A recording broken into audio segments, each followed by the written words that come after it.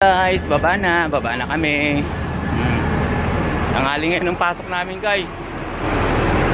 Pasok namin ngayon is alas 10 ng umaga.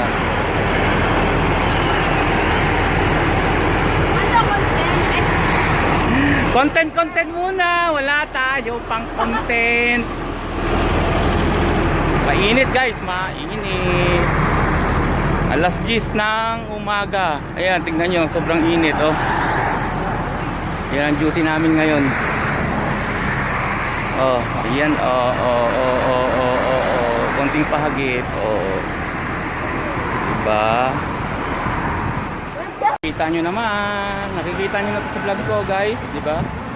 Yung walang kamatayang stairs kasi baliktad. Sira yung paakyat na elevator.